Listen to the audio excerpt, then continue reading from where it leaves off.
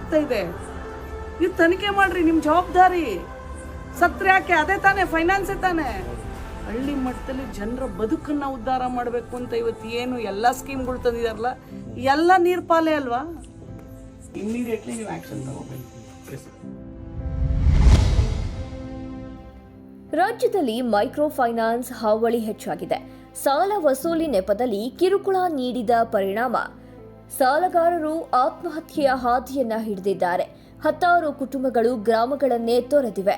ಸಾಲ ನೀಡಿದ ಕಂಪನಿಗಳು ಮನೆಗೆ ಬೀಗ ಜಡಿದ ಕಾರಣ ಜನರ ಬದುಕು ಬೀದಿಗೆ ಬಂದಿದೆ.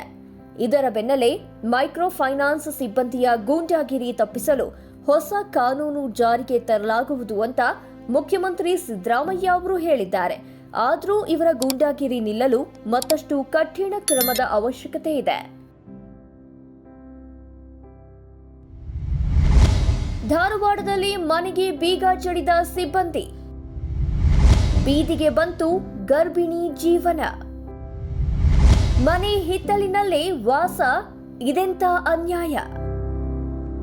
ರಾಜ್ಯಾದ್ಯಂತ ಮೈಕ್ರೋ ಫೈನಾನ್ಸ್ ಕಂಪನಿಗಳ ದಾದಾಗಿರಿ ದಿನೇ ದಿನೇ ಜಾಸ್ತಿ ಆಗ್ತಾ ಇದೆ. ಧಾರವಾಡದ ಅರವಟಗಿಯಲ್ಲಿ ಸಾಲ ತೀರಿಸಿಲ್ಲ ಅಂತ ವ್ಯಕ್ತಿಯೊಬ್ಬರ ಮನೆಗೆ ಸಿಬ್ಬಂದಿ ಬೀಗ ಜಡಿದಿದ್ದು ಗರ್ಭಿಣಿಯ ಬದುಕು ಬೀದಿಗೆ ಬಂದಿದೆ. ಕಳೆದ 4 ತಿಂಗಳಿಂದ ಹಿತ್ತಲಿನಲ್ಲಿ ವಾಸ ಮಾಡುವ ಪರಿಸ್ಥಿತಿ ಬಂದೊದಗಿದೆ. ಸರ್, ಇದಕ್ಕೆ ಲೋನ್ ತಗೊಂಡಿದ್ವಿ. ಇದ್ರ ಮೇಲೆ ಒಂದು 5 ಲಕ್ಷ ತಗೊಂಡಿದ್ವಿ. 2 ಲಕ್ಷ ಸಾಲ ತೀರ್ಸ್ಯಾರಿ. ಇನ್ನೊಂದು 3 ತಿಂಗಳು ಕಂತು ಡ್ಯೂ ಆಗಿ ಮಾಡ್ಯಾರ್ರಿ. ಆಮೇಲೆ ಈಗ ಡ್ಯೂ ಆಗೈತಂತ ಬಂದು ಕಿಲಿ ಹಾಕ್ತೀವಿ ಅಂತ ಬಂದಿದ್ರು. ರಿಕ್ವೆಸ್ಟ್ ಮಾಡ್ಕೊಂಡಿದ್ದೀವಿ ಸರ್. ನಾವು ಪ್ರೆಗ್ನೆಂಟ್ ಅದೀವಿ, ನಮ್ಮ ಮಾವಾಗ ಒಂದು ಸ್ವಲ್ಪ ಆರಾಮಿದ್ದಿರ್ಕಿಲ್ಲ, ಇನ್ನೊಂದು ತಿಂಗಳಿಗೆ 2 ತಿಂಗಳು ಟೈಮ್ ಕೊಡ್ರಿ ಕಟ್ತೀವಿ ಅಂತ ಹೇಳಿದ್ವಿ. ಅವರಾದರೂ ಅದು ಕೇಳಂಗಿಲ್ಲ. ಇಲ್ಲ ನೀವು ಹೊರಗೆ ಆಸೆ ಹೋಗಲೇಬೇಕು, ಏನಾದರೂ ಮಾಡ್ಕೊಂಡ್ರಿ, ನಮ್ಗೆ ಗೊತ್ತಿಲ್ಲ, ನೀವು ಕಂತು ತುಂಬೇಲೆ ನಿಮ್ಮ ಬಾಕಿ ಎಲ್ಲ ತಿಳ್ಕೊಂಡು ಆಮೇಲೆ ಕದ ಓಪನ್ ಮಾಡ್ಕೊಡ್ತೀವಿ ಅಂತ ಹೇಳಿದ್ರು. ಆದರೆ ಹಿಂಗಾಗಿದ್ದ ಕೂಡಲೇ ನಮ್ಮ ಮಾವ್ರಿಗೆ ಆರಾಮಿದ್ದಿರ್ತಿದ್ವಿ. ಅವರು ಪಾಪ ಇದರಿಂದ ಟೆನ್ಷನ್ ಭಾಳ ತೊಗೊಂಡು ಅವ್ರಿಗೆ ಹಿಂಗೆ ಆರಾಮಾಗಿ ಚಿಂತೆ ಮಾಡಿಬಿಟ್ಟು ಅವರಿಗೆ ಎಕ್ಸ್ಪರ್ಟ್ ಆಗಿಬಿಟ್ಟಿದ್ದಾರೆ. ಹಾವೇರಿಯಲ್ಲಿ ಸಿಬ್ಬಂದಿಯ ಕಿರುಕುಳ ತಾಳದೆ ಕಿರಾಣಿ ಅಂಗಡಿ ಮಾಲೀಕರೊಬ್ಬರು ಆತ್ಮಹತ್ಯೆ ಮಾಡಿಕೊಂಡಿದ್ದಾರೆ. ಬೆಳಗಾವಿ, ಯಾದಗಿರಿ, ಶಿವಮೊಗ್ಗ ಸೇರಿ ಹಲವೆಡೆ ಇಂಥದ್ದೇ ಪ್ರಕರಣಗಳು ಸುದ್ದಿಯಾಗಿವೆ. ಪರಿಸ್ಥಿತಿ ಹೀಗೆಯೇ ಮುಂದುವರೆದ್ರೆ ರಾಜ್ಯದಲ್ಲಿ ಜನರ ಬದುಕೆ ಅತಂತ್ರವಾಗಲಿದೆ. ಹೌದು, ಮೈಕ್ರೋ ಫೈನಾನ್ಸ್ ಕಂಪನಿಯ ಅಮಾನವೀಯ ನಡೆಗಳು ಜಾಸ್ತಿಯಾದ ಹಿನ್ನೆಲೆಯಲ್ಲಿ ಮೈಕ್ರೋ ಫೈನಾನ್ಸ್ ಅಸೋಸಿಯೇಷನ್, ಆರ್ಬಿಐ ಅಧಿಕಾರಿಗಳು ಸೇರಿ ಹಲವು ಅಧಿಕಾರಿಗಳೊಂದಿಗೆ ಸಭೆ ನಡೆಸಿದ್ದಾರೆ. ಅಲ್ಲದೆ ಸಿಬ್ಬಂದಿಯ ಸಾಲ ವಸೂಲಾತಿ ಹೆಸರಲ್ಲಿ ಕ್ರೂರವಾಗಿ ವರ್ತಿಸಬಾರದು, ಜನರಿಗೆ ಹಿಂಸೆ ನೀಡಬಾರದು. ಇದನ್ನ ತಡೆಯಲು ರಾಜ್ಯ ಸರ್ಕಾರ ಹೊಸ ಕಾನೂನು ಜಾರಿಗೆ ತರುತ್ತೆ ಅಂತ ಸೂಚಿಸಿದ್ದಾರೆ. ಮೈಕ್ರೋ ಫೈನಾನ್ಸ್ ನಡೆಸ್ತಾರೆ, ಅವರ ಅಸೋಸಿಯೇಷನ್ ಇದೆಯಲ್ಲ, ಅಸೋಸಿಯೇಷನ್ ಅಧ್ಯಕ್ಷರು ಅವರಿಂದ ಅಭಿಪ್ರಾಯವನ್ನ ಕೇಳಿದ್ದೀವಿ. ಜೊತೆಗೆ reserve bank of India regional officer ಅವರ ಅಭಿಪ್ರಾಯ ಕೇಳಿದ್ದೀವಿ.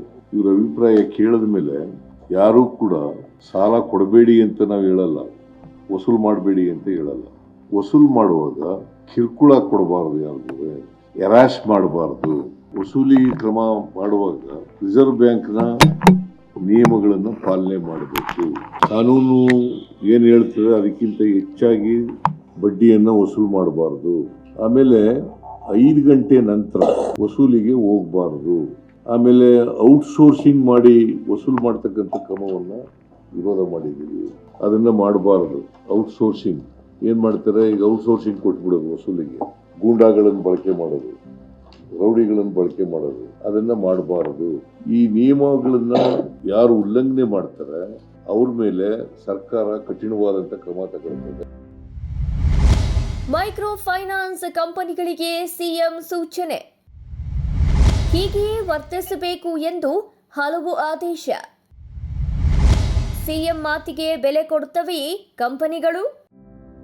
ಸಾಲ ವಸೂಲಾತಿ ವೇಳೆ ಮೈಕ್ರೋ ಫೈನಾನ್ಸ್ ಕಂಪನಿಗಳ ಸಿಬ್ಬಂದಿಯು ಆಕ್ರಮಣಕಾರಿ ನೀತಿಗಳನ್ನು ಅನುಸರಿಸಬಾರದು ಅಂತ ಮುಖ್ಯಮಂತ್ರಿ ಸಿದ್ದರಾಮಯ್ಯ ಸೂಚಿಸಿದ್ದಾರೆ. ಸಂಜೆ 5 ಗಂಟೆ ನಂತರ ಜನರ ಮನೆಗೆ ಹೋಗಿ ಸಾಲ ವಸೂಲಿ ಮಾಡಬಾರದು. ಅಧಿಕಾರಿಗಳು ಗೌರವದಿಂದ ವರ್ತಿಸಬೇಕು, ಜನರಿಗೆ ಕಿರುಕುಳ ನೀಡಬಾರದು ಅಂತ ಸೂಚಿಸಿದ್ದಾರೆ. ಆದರೆ ಆರ್ಬಿಐ ನಿಯಮಗಳನ್ನೇ ಗಾಳಿಗೆ ತೂರಿರುವ ಮೈಕ್ರೋ ಫೈನಾನ್ಸ್ ಸಿಬ್ಬಂದಿ ಸಿಎಂ ಮಾತಿಗೆ ಎಷ್ಟು ಗೌರವ ಕೊಡ್ತಾರೆ ಅನ್ನುವುದನ್ನ ಕಾದು ನೋಡಬೇಕು. ಮೈಕ್ರೋ ಫೈನಾನ್ಸ್ ಕಂಪನಿಗಳು ಸಾಲ ವಸೂಲಾತಿ ವೇಳೆ ದುರ್ವರ್ತನೆ ತೋರಬಾರದು ಎಂಬುದು ಸೇರಿದಂತೆ ಆರ್ಬಿಐ ಹಲವು ನಿಯಮಗಳನ್ನು ರೂಪಿಸಿದೆ.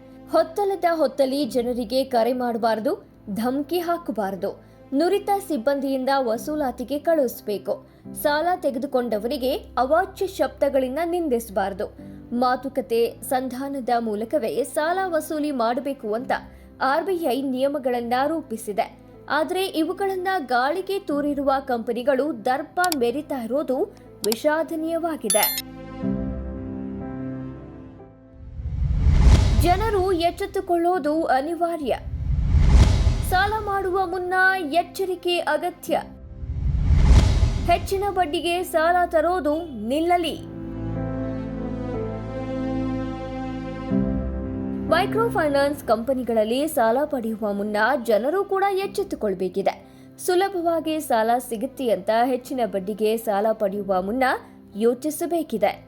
ಸಾಲ ಮಾಡಿದ್ರೂ ಅದನ್ನ ಬೇಗನೆ ತೀರಿಸಿದ್ರೆ ಮಾತ್ರ ಇಡೀ ಕುಟುಂಬದ ಮರ್ಯಾದೆ, ನೆಮ್ಮದಿ, ಪ್ರಾಣ ಉಳಿಯುತ್ತೆ ಅನ್ನೋದನ್ನ ಅರಿಯಬೇಕಿದೆ. ಹಾಗೆಯೇ ಆರ್ಬಿಐ, ರಾಜ್ಯ ಸರ್ಕಾರವು ಮೈಕ್ರೋ ಫೈನಾನ್ಸ್ ಕಂಪನಿಗಳ ದರ್ಪವನ್ನ ನಿಗ್ರಹ ಮಾಡಲು ಇನ್ನಷ್ಟು ಕಠಿಣ ಕ್ರಮಗಳನ್ನು ಜಾರಿಗೆ ತರಬೇಕಿದೆ.